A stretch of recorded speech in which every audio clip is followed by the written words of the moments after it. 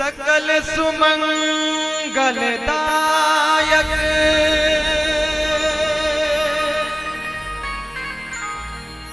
रघुनायक गुण गा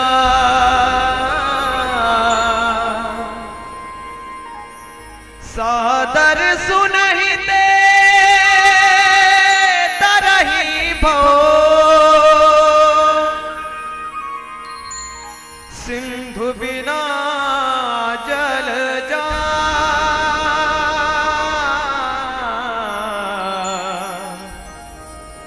सिंधु बिना जल जा। बोल हनुमंत लाल महाराज की जय हो। श्री गुरु चरण सरोज रज निज मन मुकुर सुधार बरनौ रघुवर विमल जशो जो दायको फल चार। बुद्धिहीन तनु जानिके सुमिरो पवन कुमार।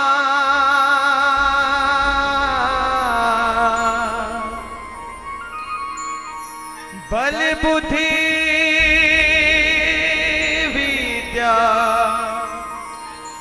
देहु मोहि हरहु कलेश विकार।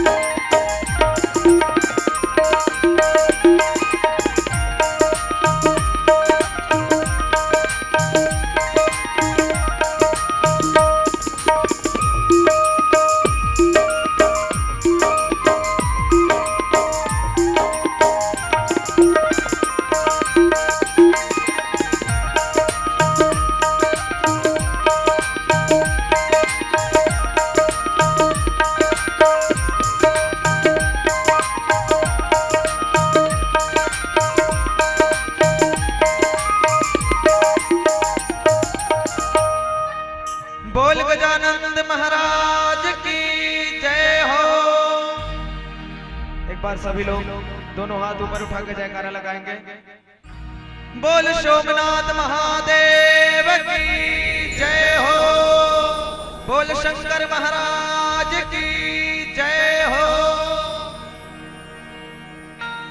चरा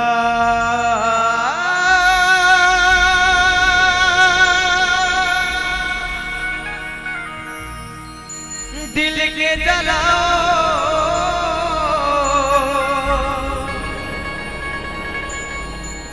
चरा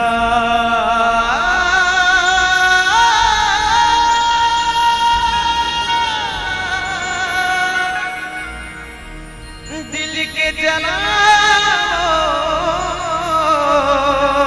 है बहुत अंधेरा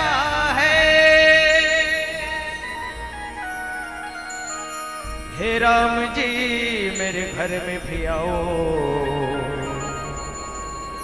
मेरे घर में अंधेरा है। जीने का सबक सीखा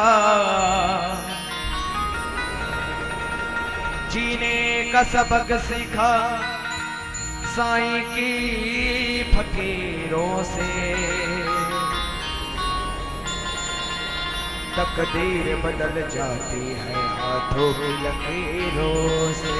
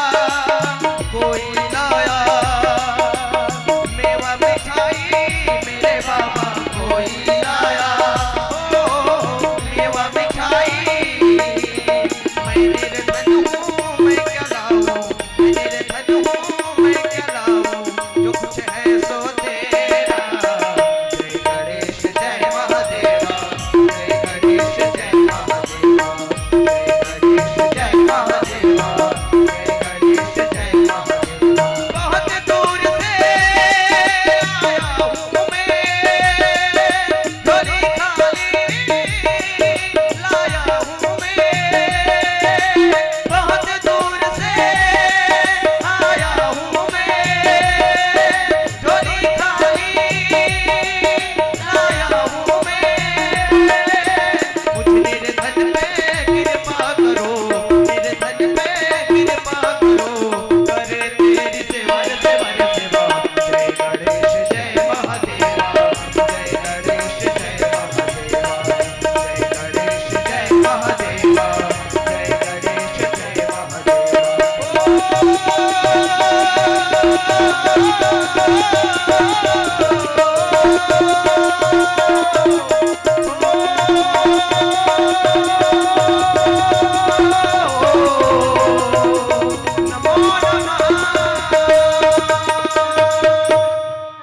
बोल गजानन महाराज की जय हो, बोल गोसाई तुलसीदास जी महाराज की जय हो।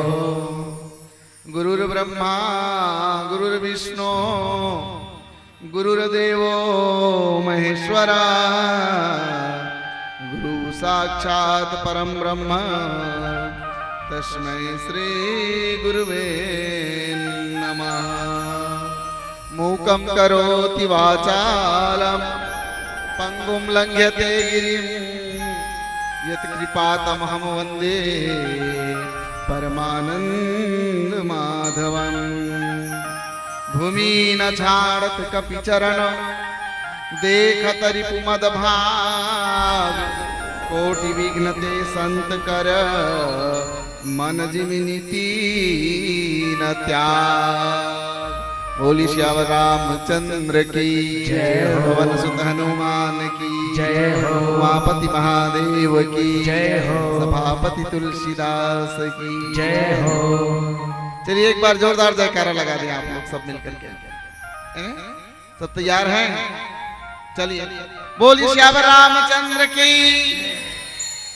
परम आदरणीय परम सम्माननीय 2 दिवसीय मानस मंदाकिनी की सविरल धारा को पावन ग्राम कुम्हारी की पावन धरा धाम पर उतारने वाले महाराज भगीरथ स्वरूप समस्त आयोजक बंधुगण, उपस्थित समस्त धर्मानुरागी धर्म प्रेमी सज्जन वृंद, आदरणीय भक्ति वात्सल्य करुणा और ममता की प्रतिमूर्ति माताओं बहनों, छोटे छोटे बाल गोपाल और इस धर्म रथ को संचालन करने वाले संचालक द्वय गुरुदेव और समस्त ग्रामवासी नगरवासी, आप सबके हृदय कमल में विराजमान जगदाधार जगत नियंता पार ब्रह्म परमेश्वर आनंद कंद रघुनंदन श्री रामभद्र सरकार जी की पावन चरण कमल को मेरी तुलसी मानस मंडली ग्राम राता पहली तहसील डोंगरगांव जिला राजनांदगांव सत प्रणाम करती है। बंधुओं स्वीकार कीजिएगा। आइए आप और हम मिलकर के इस पावन बसंती बयार में राम कथा श्रवण पान कर रहे हैं। साथियों, जीवन का एक ही लक्ष्य है, जीवन का एक ही लक्ष्य है भगवान की कथा का श्रवण पान करना। कलयुग में तो कहा गया यहाँ ना कोई जप काम आता है, ना तप काम आता है, ना ध्यान काम आता है, ना पूजा काम आता है, ना पाठ काम आता है।